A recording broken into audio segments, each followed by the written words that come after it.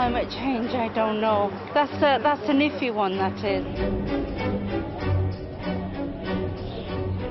I think it's real, and I think that if we don't do something about it now, we're going to pay for it later.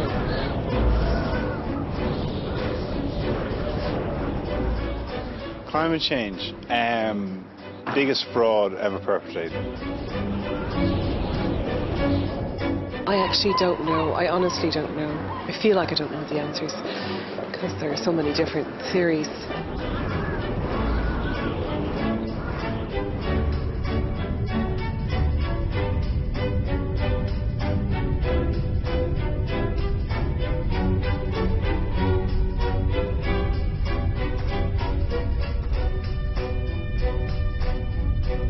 There seems to be a lot of confusion and mistrust around climate change in the public domain. It's a difficult story to take on board and to understand what it means for all of us. So what do the public think about climate change compared to what scientists are telling us? And how has the media dealt with this story? As scientists, we are learning how human activities and technologies are affecting climate systems in ways that may forever change life on Earth. These were some of the stark trends and images which have inspired an historic worldwide movement, the battle against climate change. The biggest challenge our civilization has ever had to face up to. Hang on, that's true. Global warming is a political construction. They're quite different things. Climate Change Summit in Copenhagen appears to be in a state of crisis on several fronts. And the scientists are worried because they hear people I'm afraid Eamon McCann. I'm afraid it is a total scam and it's breaking very, very rapidly.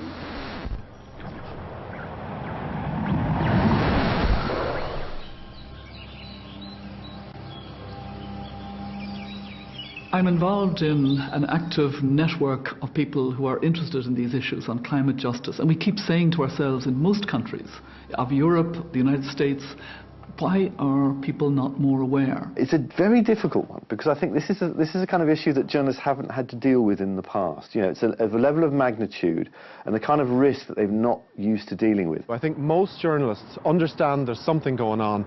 People in the media have some awareness, but I think it's a very difficult story. It doesn't follow the classic media model of having a beginning, middle and end. I think the public are very tired of hearing this message, and I think it's compounded by the fact that the public has been told time and time again that it's their fault and it's their responsibility to fix it.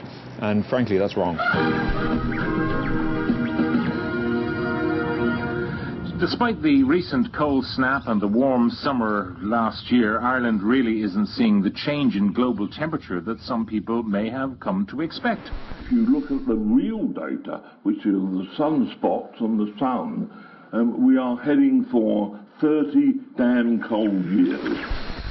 I'm a bit confused at the moment because there's a lot of differing messages coming out about whether all the damage we're doing is actually affecting the climate. We've had a very cold winter this year and it seems to be contrary to what environmentalists were predicting. There seems to be a wicked change this year because in my memory frost only always lasted about 4 days, it turned to rain. This year we have had 16 weeks of frost. From our experience of the last month, you could interpret it means the climate is getting colder, but we're led to believe it's getting warmer, believe it or not. For the past 3 summers we've had extremely anomalous weather, then we've had 2 anomalously cold winters. Doubts about our changing weather patterns and how they reflect global predictions are understandable. So what is the relationship between climate change and the weather we're experiencing? The climate is the long-term average behavior of the atmosphere, where the weather is varying on a day-to-day basis. So the events we normally experience, like the severe winter, we think of as weather. I think we can see in our own shores that weather is changing. Unfortunately, I think we put the wrong names on this challenge. Maybe it shouldn't have been called global warming because it's not going to be warming for everybody. As the climate changes, the weather patterns, the day-to-day weather patterns will also change. For example, we've had extreme weather in the last decade. Hurricane Katrina was weather. the heat wave in 2003 was weather. We call it climate change. I believe we should call it climate chaos. And we've seen it again through the flooding events in Ireland. While we can't say definitively that this is climate change in action, what it shows you is an intensification of weather patterns. We had a consensus about BSE, we had a consensus about killer bees were going to kill us all. We've had these scares before. This isn't a scare, this is a fundamental reality here. We're dealing with a huge amount of scientific evidence. I've got a feeling it'll turn out the same way as it always does with these catastrophes that are going to happen. It'll be like the Millennium Bug. Nothing will happen. To be fair, I don't really notice it as much as it's made out to be. It's more like a newspaper thing. I tend to notice it a lot in the newspapers, more like scaremongering, as opposed to actually noticing it in day-to-day life. Major shifts in our climate may not be as apparent to us as changes in our daily weather. So how do scientists record and measure global climate trends compared to local weather fluctuations? Okay, well, the global mean temperature is calculated by taking measurements from covering the entire globe, the entire Earth. The surface temperature is measured by satellites and by a range of instruments on ships and on land stations.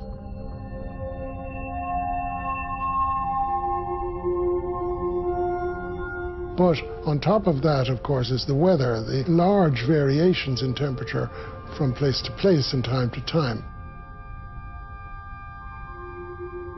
So temperature fluctuations due to changing weather conditions all over the world can be huge.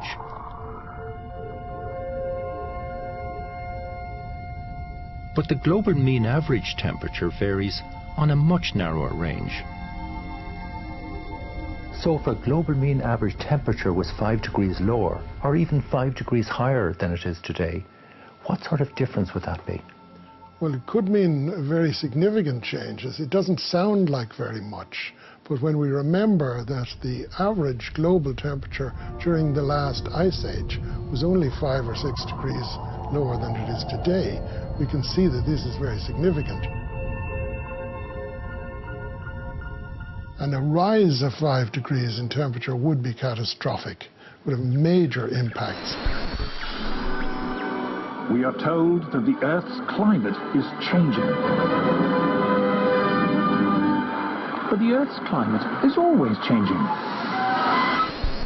I agree, our climate is changing. Our climate has always changed. It cooled in the middle of the last century. It has risen again, and it is now static. It hasn't gone up in the last 6 years. What I've seen on television about the Arctic and the Antarctic and the drought in Africa and various other places, there seems to be something going on all right, but whether it's a natural cycle or not, I'm not quite sure. I don't know whether the sums add up.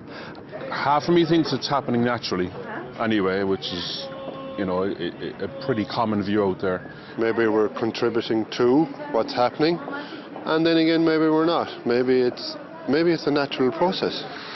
The climate has always changed, the climate is changing, the climate will continue to change. Humankind... There are so many conflicting views in the public domain. So how do scientists respond to the popular perception that climate is changing, but that it's a natural cycle? Well, I think it's true to say that climate has always changed. It's part and parcel of the climate system to undergo change. Where we're standing at the moment was once buried in several hundred meters of ice, after all. And this is a normal part of the climate system. Over long periods of time, very dramatic changes do take place. We have observed many ice ages over the past 100,000 years. These are known to be associated with changes in the Earth's orbit, and they occur over long periods.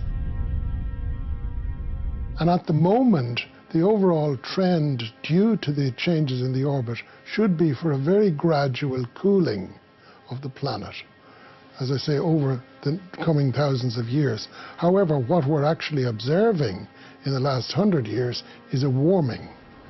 So it raises a question, of course, as to what's going on.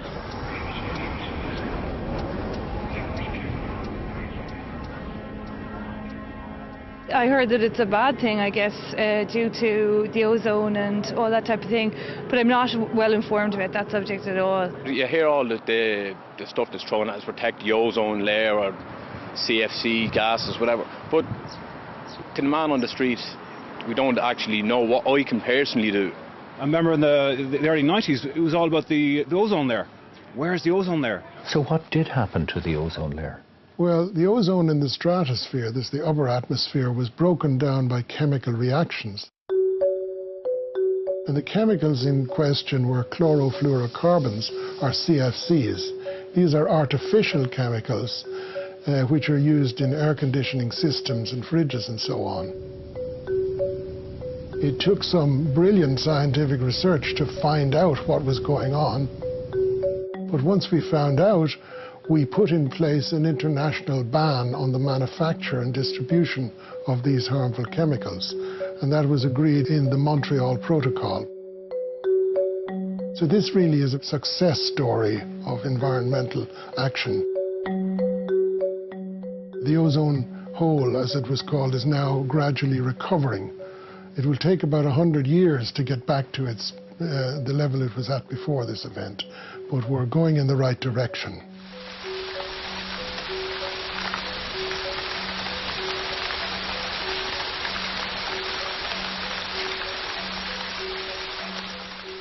Most of us have an intuition that the planet is kind of finite now in what it can absorb. We've had a few wake-up calls. We had the first kind of shock was the ozone depletion problem, and we realized that ozone protects us basically from radiation, which causes skin cancer. I'm missing a piece of my ear here because I got a melanoma, for example, which could well have been induced by ozone depletion.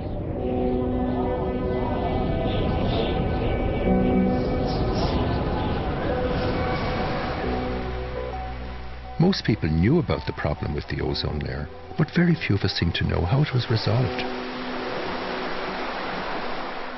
Frank's story is a reminder that we may not always be aware of how we're being affected by the world around us.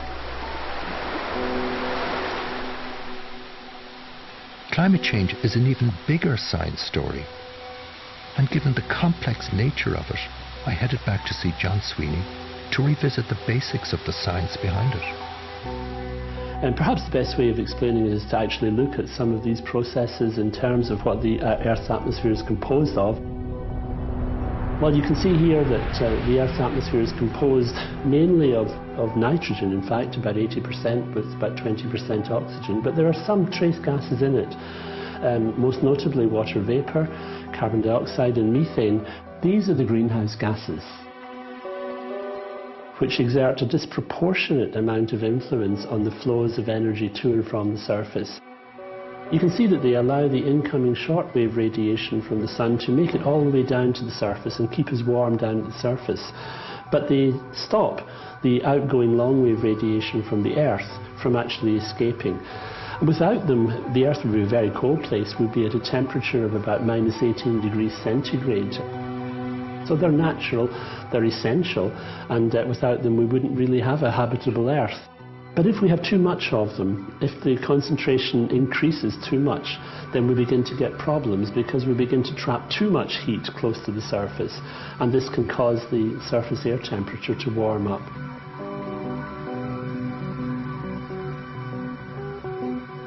So how much has the planet actually warmed up?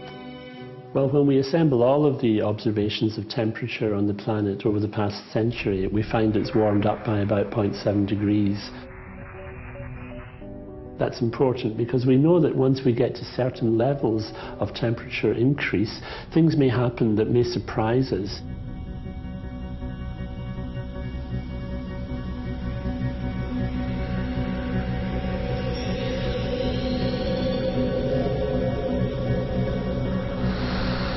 Global warming alarm is dressed up as science, but it's not science. It's propaganda.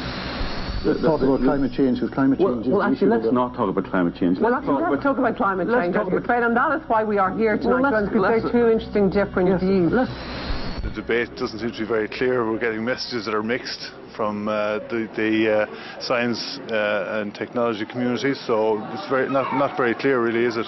I can't believe really the information we're getting. I'm not quite sure about it. I was convinced that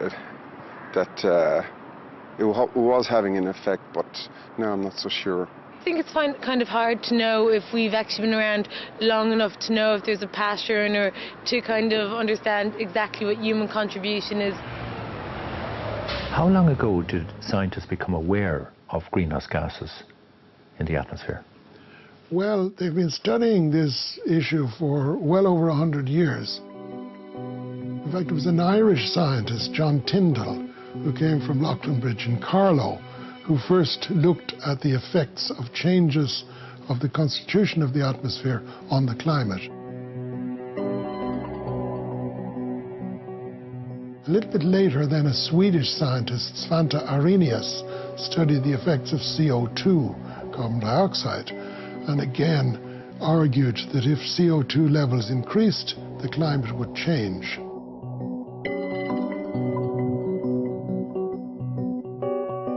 These were revolutionary ideas because up to then we thought of the climate as something static. Weather changed, but average conditions remained the same. But these scientists then argued that no, if you change the constitution of the atmosphere, the climate will change. Now, around about 1950 or so, Charles Keeling felt this was a really important thing to measure, and he set up an observing program in Hawaii to measure on an ongoing basis the actual background levels of carbon dioxide. And this has resulted in the most solid scientific evidence of how CO2 has been increasing over the past 50 or 60 years.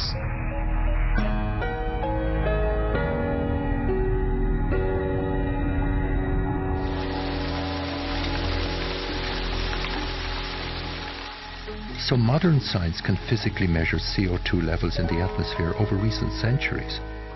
But what can scientists tell us about climate change in the deep past? Dr. Jennifer McElwain is one of the leading scientists worldwide, working in just one of the many disciplines of climate science. Jennifer, can you tell us about the science research you're doing here? Yeah, I'm a paleobotanist, so I study fossil plants, particularly fossil leaves. And my main research interest is to try and understand how climate has evolved over the history of the Earth and how the atmospheric composition, the concentration of greenhouse gases have changed over the same time. Typically, we use fossils where there is original chemistry preserved. So here there's original organics. What we have to do is process this chemically. We put it in acid, the rock disintegrates, but the chemistry of the plant is so resistant to that acid that the leaves float up to the surface of the acid, and we pick them off. And these leaves are 200 million years old. It's an extinct plant called Lepidopterus. 200 million years? 200 million years old. And unlike animal fossils, a lot of plant fossils, the original leaf material is preserved. The same chemistry is there from 200 million years ago. And what I study in particular are the number of stomata, or breathing pores, on the leaf surface. And there's a very simple relationship between the number of stomata on the leaf and the amount of carbon dioxide in the atmosphere. If there are very many stomata on the leaf surface, it tells us that carbon dioxide levels were low. If there are very few stomata on the leaf surface compared to today, it tells us that carbon dioxide levels were much higher than they are today. So this fossil is from East Greenland, and today, if anyone's been to East Greenland, it's a harsh, cold landscape. There are no trees because it's just simply too cold. And 200 million years ago, we know from studying the fossils that it was lush, subtropical forest. And by studying the number of stomata on these fossil leaves, we also know that the concentration of carbon dioxide in the atmosphere was much, much higher. So if we had higher concentrations of CO2 than we have today, what's the problem for us? It's a really good question. The big difference between any time in Earth history and today is the pace of change of carbon dioxide. The pace of change in carbon dioxide over the last 100 years has exceeded any natural event over the last 500 million years.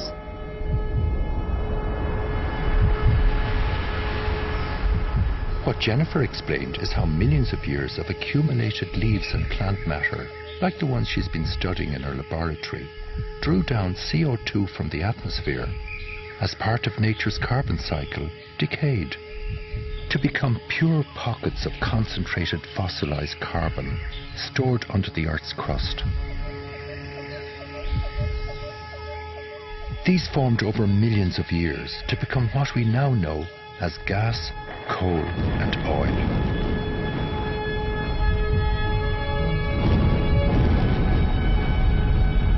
Now, it takes millions of years to do that, but man is releasing that carbon within 100 years. So by burning all fossil fuels, we're releasing carbon back into the atmosphere in a really short time.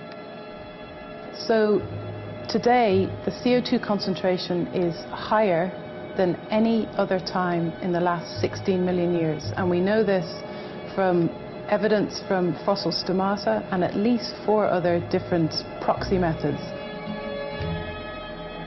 So what man is actually doing is imbalancing the natural carbon cycle, the natural climate system.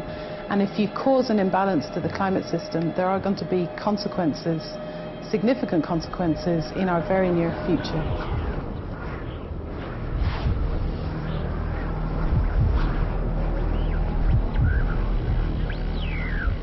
So before the Industrial Revolution, what were the CO2 concentrations in the atmosphere like, and what are they like now? Well, for about 1,000 years, CO2 concentration was about 280 parts per million. But over the last 100 years or so, it has risen steadily, and now it's about 380, 390 parts per million, and it's steadily increasing. Following the line of CO2 on our current trajectory, it continues upwards on its rising path into the future. It's clear when we look back over the last 2,000 years, the dramatic impact we've been having. Professor James Hansen, head of NASA Goddard Institute of Space Studies, was the first climate scientist to bring this issue to worldwide public attention. He first addressed US Congress in 1988, warning that atmospheric CO2 as a result of burning fossil fuels was causing global warming. Over 1 million years you can get 100 ppm change in CO2. But humans are now changing CO2 by 2 ppm per year. So we're 10,000 times more powerful than the natural geologic changes in atmospheric composition. So sure, there can be much larger changes in climate naturally, but on long time scales. We are now determining the changes that will occur this century and for the next centuries as far as we can see.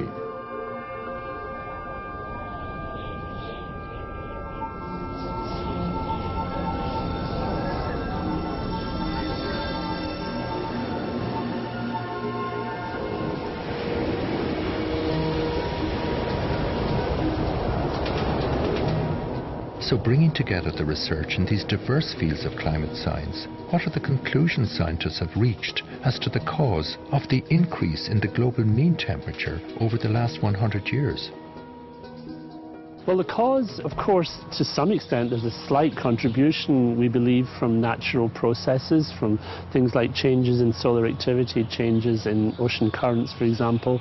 But overwhelmingly, the cause in recent decades has been human-induced causes, that we've changed the composition of the atmosphere in terms of carbon dioxide.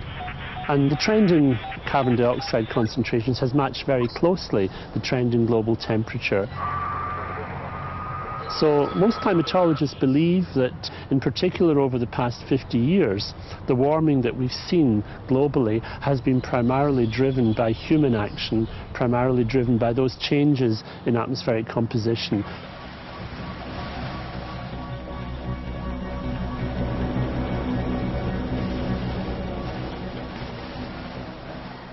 So how is all of this scientific research brought together on an international level? Professor Jean-Pascal van Iepersel is the Vice Chairman of the Intergovernmental Panel on Climate Change, established by the UN as the leading body for the assessment of climate change. The IPCC was created in 1988 to sort out the information about climate change, because there were controversies at the time already. Thousands of scientists working together in assessing the quality of the scientific information published in the scientific literature. So can you tell us about the assessment reports that the IPCC have carried out? The first one was published in 1990. Each report is written by approximately 500 scientists from all over the world, specialists in their disciplines, but the work is also reviewed by thousands of other scientists. Every sentence that's written in an IPCC report has been reviewed several times by the international scientific community. If you read the 10,000 pages, more than 10,000 pages, you get a very clear picture that the climate is warming. Warming is now considered unequivocal at the human timescale.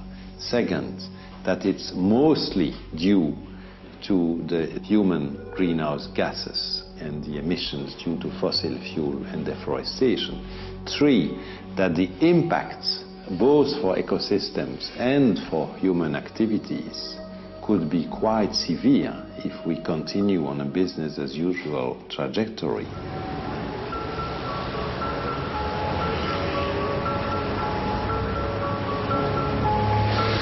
What we're facing now is a crisis that is by far the most serious we've ever faced. The science is flawed, and the question is the cure worse than the disease? David, what about that? That people who talk about the cosmic rays, for instance, the chilling stars, that book which came out last week, you know, should that not be looked at seriously before it's dismissed? The suggestion here is that each of these things hasn't been looked at seriously.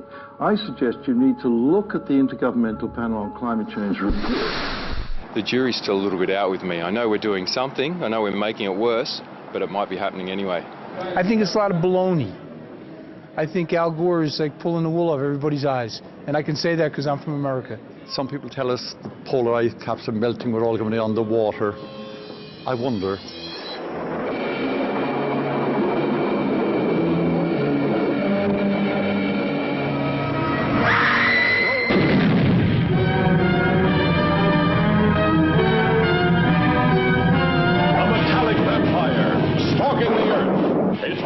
If you're used to reading stories in your newspaper every week that say, you know, it's the end of civilization as we know it because of, you know, swine flu, paedophiles in the neighborhood, whatever it is, you start to get sort of risk fatigue, I suppose, don't you? You can't live your life in a state of constant terror and fear that there are all these threats.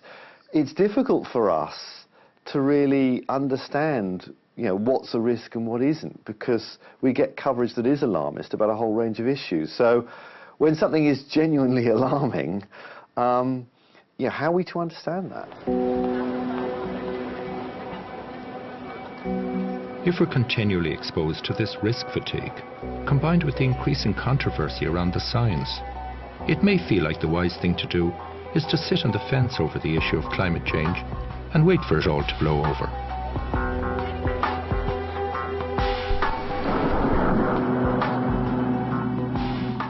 Very often when we talk about climate change, you see pictures of melting of the ice or polar bears, etc. But actually it's people who are suffering far more than we had appreciated. As a young journalist, I was brought up really in a system where we were taught that what was important was politics and the economy.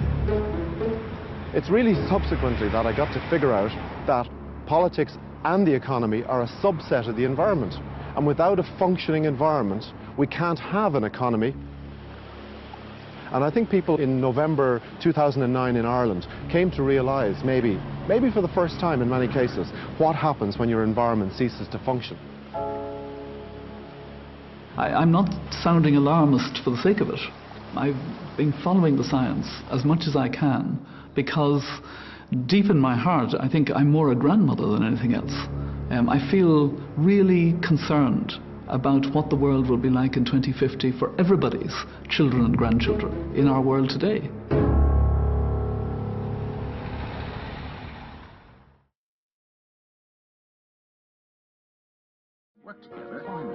British climate scientist has admitted that emails retrieved from his inbox, which questioned many accepted truths on global warming, were actually genuine.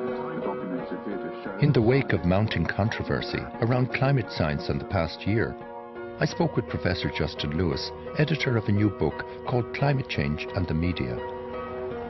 I was very interested in how the media covered the issue generally, but I suppose became increasingly concerned because it seemed to me there was a huge lag between what climate scientists thought and between what the public thought.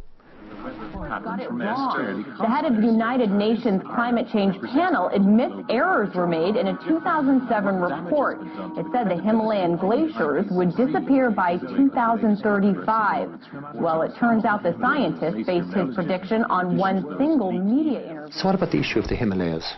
Well, it's a fascinating one. I mean, here was a 3,000-page report, and on one page there was a reference to a piece of research that most climate scientists, in fact, would say was out of sync with the rest of research. Now, that's 3,000 pages of evidence. One page, something's a bit out of sync with the rest. In the midst of the media storm, the IPCC issued a public apology. But after it's all blown over, how do they view it now? It is a mistake. It's regrettable the elaborated review process didn't catch that single mistake. But in reality, it was taken totally out of proportion to the real importance of the mistake made. The doubts over some aspects of science, and whether it's a fact of how quickly Himalayan glaciers will melt and maybe other issues, has allowed this emergence of this new denial. It's all a big plot. It's all a way of getting money out of people through carbon taxes, etc. It's a new religion, and they, I think, have assumed the most vociferous side in this whole debate, and completely irrational to even some of the, what I would call real scientific skeptics. They have spun it off in a completely different direction. Hackers have tried to prove global warming researchers are massaging the figures. Among some of the emails that were hacked and posted, some of them don't necessarily support the consensus view that global warming is real. Would you agree? No, I don't agree with that at portrayed in all. some of these I think emails? there are... You know, scientists are on the whole used to being left alone. You know, they go, they do their work, they produce their data. But climate scientists now found themselves in the eye of something of a storm. So here's a group of scientists going about their business who found themselves constantly harassed with freedom of information requests by a group of people who they increasingly did not trust. I don't want to pick on Kevin Trenberth in particular. I think he's not one of the sort of main gang leaders here, but he's part of a gang that Was the timing of the hacking important? It was very important on the eve of a huge summit in Copenhagen. So to be able to throw a spanner in the works before those discussions, to perhaps reduce the urgency of those discussions, or at least the way they're covered, was enormously significant. Attempts to broker a new deal on climate change appear to be in difficulty. Talks in Copenhagen had to be suspended today. It is safe to say the theory supporting global warming has taken a significant blow. Now, of course, a huge amount of controversy around it. We've had a public inquiry into it, government inquiry into it. The government inquiry found no wrongdoing on the part of the scientists at all, that they did not mislead at any point. So there's huge controversy. Most people will know that there was this problem. I would be very interested to know how many people know it's been resolved very much in the scientists' favour. I suspect not many, because that's a story that on the whole hasn't got told as much. I used to believe in it, but it's gone very strange at present because of all the controversy. Climate change, I'm still not sure what to believe because I keep hearing so many contradicting ideas about it. You get one argument that will say that we are doing damage to the environment, then you come along and you're watching another program that completely dismisses every argument that's after been given. When journalists are pushed, they've got two kind of ethical sort of cornerstones to the way they'll behave. You know, one is to be balanced in their coverage, and the other is to be objective in their coverage. Now, the trouble is, when it comes to climate change, if you're objective, you probably say, well, actually, the huge weight of scientific evidence says that it's happening and we're causing it, so that's what we should cover. But if you're balanced, you'd say, well, there's a lot of people saying it's not happening, so we need to give space to them. Agree but it's also the sun. Models, it's also let me just tell you where I've heard a load of dangerous rubbish from that end, frankly. And it's not often that as a scientist I'm prepared to say something like that. I think it's a problem actually having a debate about this issue. I think we should be past debating it. The very fact you're having the debate, I think, legitimises a view in scientific terms that is now almost completely discredited. John, as a scientist, how do you feel about all these deniers and skeptics discrediting climate change? Scientists welcome skepticism and they welcome alternative viewpoints. It's after all how science proceeds and how science develops new ideas and new processes and new ways of looking at things. But I think over the past couple of years in particular we've seen quite a concerted effort to try and undermine the basic science and the well-established science surrounding climate change. Being based in New York, I saw a lot of denial of the science over the 6 years. And then I saw less and less denial. And then I noted, as others did, that the denial was coming from those who were being paid by the coal companies and oil companies for their research. Typically, when you trace back who's spreading that kind of stuff, it usually comes from interests who have a strong commercial profit interest in the fossil fuel industry, and that includes countries as well as companies. I mean, if you think of what the message of climate change is saying, it's essentially a challenge to our whole consumerist lifestyle. You know, there are very big business interests in trying not to make a fuss about climate change. I mean, 9, I think, of the 13 biggest corporations on the planet are either in oil or the car business. The scientific consensus now that climate change is primarily driven by human actions is as powerful and as compelling as the science that links smoking and lung cancer. We've seen this in bigger scientific issues. In the 70s, when the body of evidence that smoking was injurious to human health was coming through, there was a very concerted campaign by respected scientists in the US. And all they had to do was just cast some doubt on the findings. And what that served to do was to put back the whole public health issue in smoking. They put it back years. Doctors in all parts of the country were asked, "What cigarette do you smoke, doctor?" Once again, the brand named most was Camel. Yes, according to this repeated nationwide survey, more doctors smoke Camels than any other cigarette. So where's public opinion now in Britain and in Ireland? Well, public opinion is extraordinary. If you talk to climate scientists, 99% of them think that this is happening, well, more than 99% actually, think this is happening as a result of human activity, and it's very serious and we need to do something about it fairly urgently. And yet when the British public were asked in a BBC poll what they thought, only 26% actually thought that climate change was happening as a result of human activity. That's an extraordinary gap between what the public are thinking and what the scientists are thinking.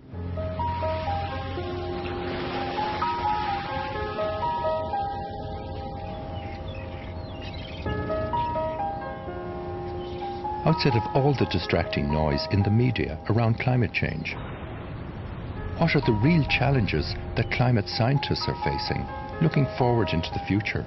Indeed, we cannot predict the future climate. We can only do projections, because the future of the climate depends on which emission trajectories, emission values we will decide to have as a community.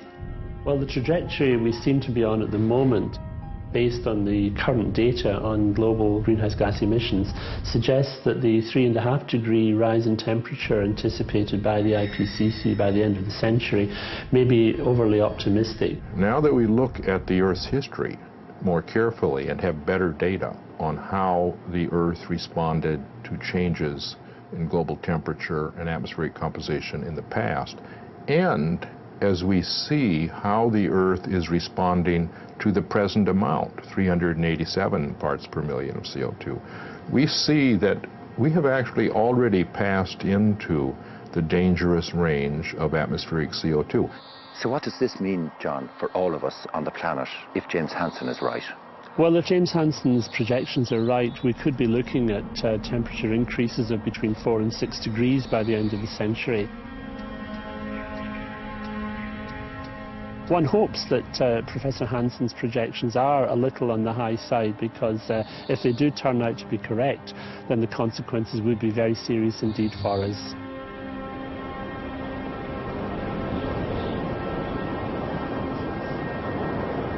The vast majority of scientists are agreed in the UNFCCC process. It's actually a consensus that is at a lower level of seeing the threat than many scientists would say. But they got consensus on that very conservative notion of how much at risk we are. Many scientists would say the tipping points are coming sooner, the risk is greater. So what's meant by the tipping points? In the climate system, what is meant by a tipping point is that when we reach a certain threshold of temperature, there may be changes which are almost irrecoverable, which might occur. The climate system has many feedbacks where changes can actually have the effect of accelerating their own growth. And if one of these positive feedback events takes off, then it may actually lead to a significant regime change for the entire climate, and something that we find it very difficult to anticipate could happen. We see a tipping point now in the Arctic, where the sea ice has, at the end of the summer, is only about half of what it was a few decades ago. And even without any additional greenhouse gases, we will probably lose that sea ice over the next few decades. What we don't want to happen is to pass tipping points where irreversible things happen, like disintegration of ice sheets, because it takes thousands of years to build an ice sheet, or extermination of species, of animal and plant species. Once they're gone, we've got a much more desolate planet. With business as usual, if we continue as we're going, what will it be like at the end of the century? Where, for example, in Europe, heat waves such as the one we saw in 2003, which killed 50,000 people in Europe in a few weeks, would happen 1 out of 2 summers on the average.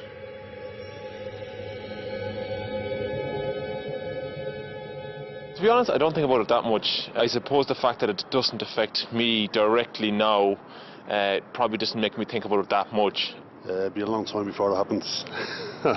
It's starting to change now, but I think it'll take a long time. I'm not so sure how immediate it's all going to be, you know. I've read a lot into it, but I'm not so sure how quick it's going to happen, you know. We hear about the implications of climate change, melting ice caps and sea level rise. But until we feel those effects in our daily lives, the consequences are difficult to comprehend. So what are some scientists saying about the predictions for Ireland? If you think about most of our major towns and cities like Cork, like Dublin, like Limerick, Galway, they're all on the coastline. They've all experienced a number of flood events over the last 10 to 12 years or so, and this problem is only going to get worse as time goes on, as the sea level carries on rising. There's some evidence that the extreme events, extreme weather events, will increase in frequency in the future due to the warming climate. This is much more uncertain than the temperature and precipitation patterns, but it's something we have to be aware of.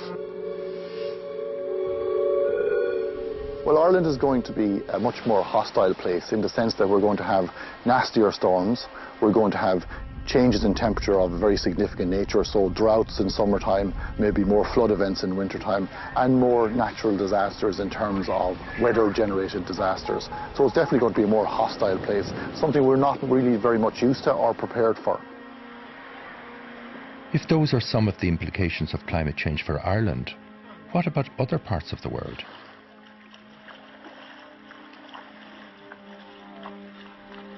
The implications are enormous, partly because also there's going to be the population increase. So between now and 2050, we're expecting at least 2.6 billion more people, going up close to 9 billion.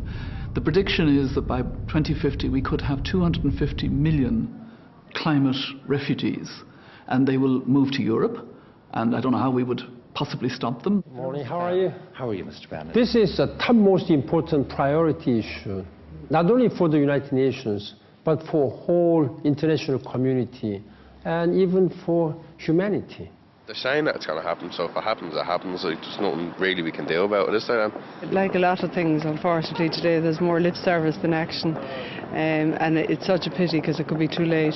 Even if you didn't believe it was necessarily happening, the risks are so catastrophic that it's really not something we can afford to take a chance on.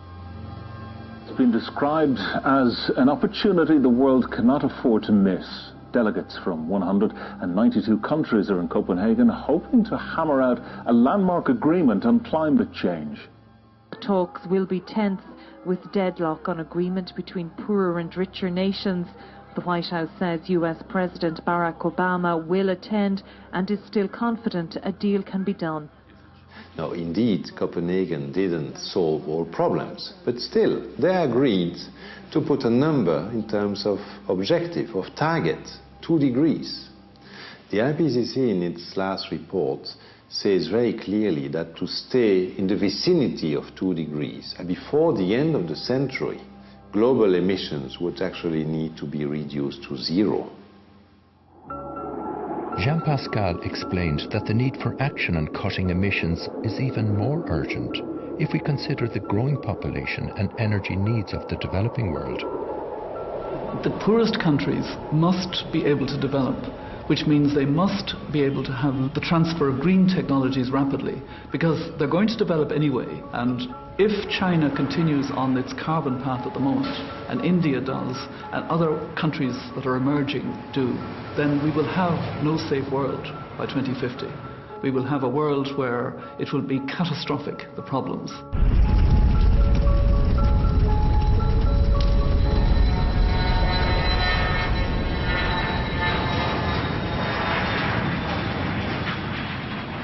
We've created an economic model through globalization that says the only way of measuring success in business is through the bottom line.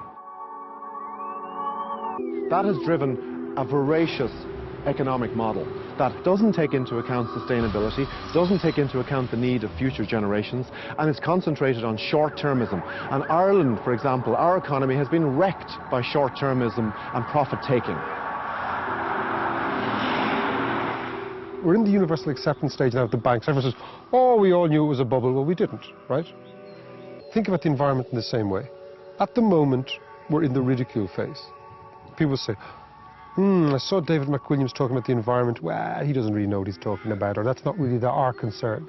The next phase will be the violent opposition phase, where those who are threatened by new ideas on the environment, for example, will come out and ridicule you and oppose you. The risk, of course, is that while we procrastinate and debate the issue, that the planet itself will respond in its own way. We may feel that because we're in a part of the world that won't immediately feel those effects, that we'll be all right, but we won't.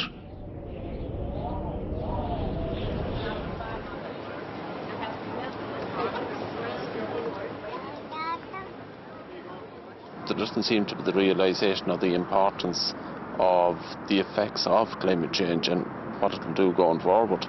How can you predict instability? I mean, we're already seeing it with the freeze this winter. I don't think there's anything we can do about it. I think if we think we can, I think it's possibly too late. Many people in Ireland think we're a small country, we really don't matter. Why make a big fuss about us, when there's a big global issue regarding climate change? Well, if every country took that attitude, nobody would ever move. I mean, this is the dilemma that everybody's in terms of climate change. Nobody wants to move first. Everybody is saying, well, we're only a small part of it. And that's because it is a global issue. In international discussions around climate change, the main buzzwords are adaptation and mitigation. But what do these terms mean? Well, adaptation is the taking into account that some changes, unfortunately, inevitable. But we can only adapt in some sectors and only up to a point. Overall, it would be less costly to prevent than just to wait for the impact to happen. Stern review in the UK said it's up to 20 times cheaper to prevent climate change happening or running out of control than it is to try and clean up the mess afterwards. Ask anyone in New Orleans and they'll tell you that. Can I give you a little fact, though? Mitigation is the term that covers the whole range of measures to reduce emission of greenhouse gases. Frank, what are the challenges facing us in Ireland to reduce our greenhouse gas emissions? Well, we have a legal challenge, first of all, in that we have a legally binding obligation from the European Union to reduce our emissions by 20%. And that doesn't sound too much, but it's quite dramatic, actually, in terms of the trajectory we've been on. Ireland has the highest greenhouse gas emissions per capita in Europe. And with emissions coming from so many different sources, what will a low-carbon future be like for Ireland? Well, the changes that we'll see, I think, will be, first of all, in how we use energy. And looking forward, say, 20 years from now, almost everybody in Ireland should be living in a house that's almost zero energy use and zero carbon emissions. Where we're driving, we'll be driving very, very super efficient cars that use very, very little energy, emit very, very little carbon. And businesses generally will have adopted essentially a very energy efficient, low carbon philosophy and practice. It's no wonder there's so much contention around the issue of climate change, since it ties into every aspect of our existence. But with the introduction of the climate change bill here in Ireland this year, one way or another, climate change will become more real for us all.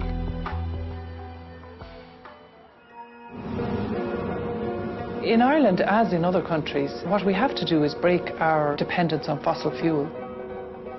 Economics is based on the ongoing assumption that you can continue to plunder the Earth's resources, to fuse that stuff together, to create energy, to make the economy grow. But if you're convinced of the argument that the Earth's resources are finite, then that turns the entire assumption of basic economics on its head.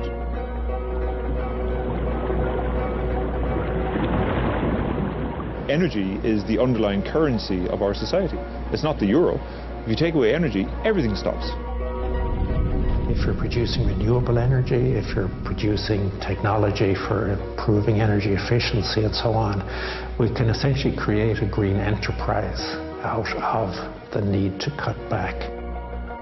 People forget that the idea 70 years ago that you would build a road and on that road you would build petrol pumps and you would put huge tanks in the ground and fill them full of petrol.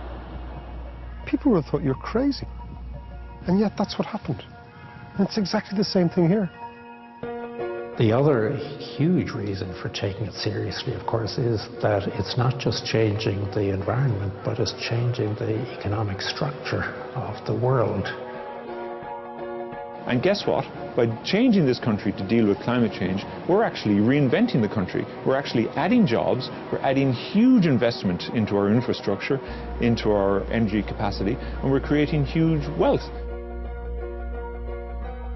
Basically, it can be fixed, as far as I know, if we just change our lifestyle. I think it's safer to plan to do something about it and be wrong than do nothing and let the world just implode. I would be concerned about it, say, in relation to my grandchildren or what have you. I mean, I would like to leave the place in much the same way as I found it, seeing as plenty of other generations have done it before. Ireland has everything to gain from being part of this discussion.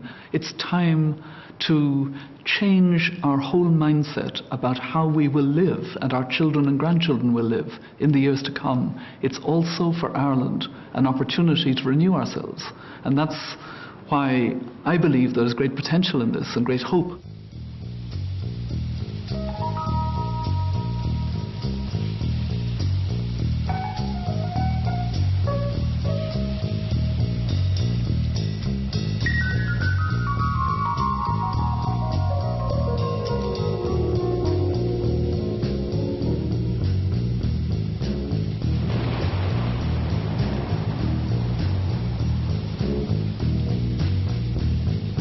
Riders on the storm,